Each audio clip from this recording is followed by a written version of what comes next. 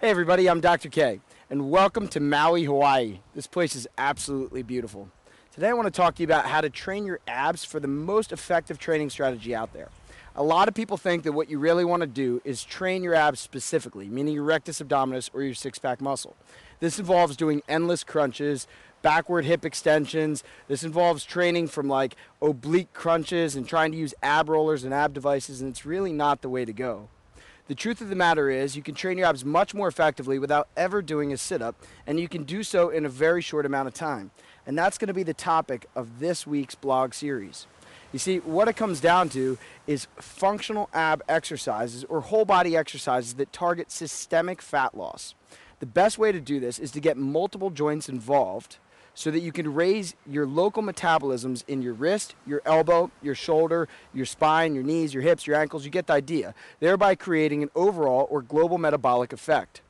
This is something that I do all the time in all the programs that I create. And the reason that I've chosen to do it this way is it resolves muscle imbalances, it reduces pain receptor responses, which actually lead to better muscle contractions, and it uses your abs functionally as you do in real life. Now, the carryover effect that happens from that is incredible. All of a sudden, when you're walking down the street, you can feel as you go to take a step and you're sort of controlling your fall forward, you can feel your abs turn on. This abs awareness actually is going to change your behavioral strategy towards life, nutrition, diet, and exercise, as well as increase the effectiveness of every exercise you do. Let me explain. The reason this is going to change your overall approach towards life and diet and all that stuff is because when you can feel muscles you worked long after you work them, you're much more likely to make good decisions.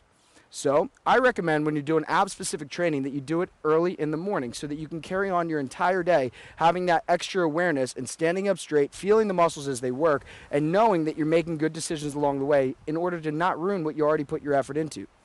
The next thing to realize is that if I'm using my abs as the day goes on and I can feel that awareness, what's really going on is I'm increasing the effect of my exercise. Meaning that instead of my muscles just shortening and shortening and shortening until the point where they're just cramped up and maybe I get sore but maybe I don't, instead I'm using them collectively throughout the day the way that they're intended. You see, there's two areas of your core. There's your local core and there's your global core. Your local is like your true core, your stabilizer. So we're talking about your psoas, your external oblique, your internal oblique, your transversus abdominis, and then two little muscles on your back called your multifidi. These are triangularly shaped muscles, and they actually run all the way up your spine. However, primarily we're concerned with the low back muscles, and this is what prevents SI joint pain and stabilizes your spine. What this comes down to in the front area, and you'll notice I didn't mention the six-pack muscle, is your obliques wrap around into what's called your thoracolumbar fascia. This is just a really fancy term for a connective web of tissue that attaches to your spine so that every time you rotate, it's holding your spine in place and it's allowing you to move in a balanced way.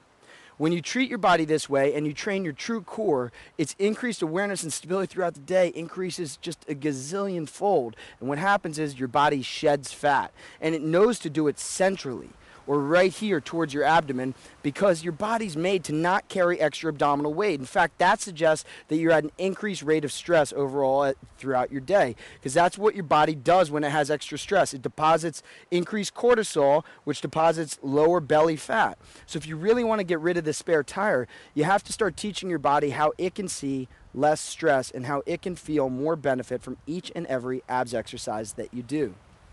Tomorrow we're going to be talking about specific strategies that you can use to be able to exercise less and get more effect from your abs training program.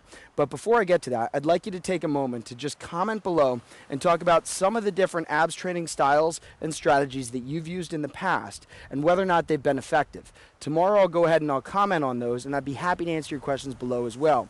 I want to hear what's working and what's not so that we can refine this process and guarantee you that you get those flat, sexy abs you've been looking for. Have a great day.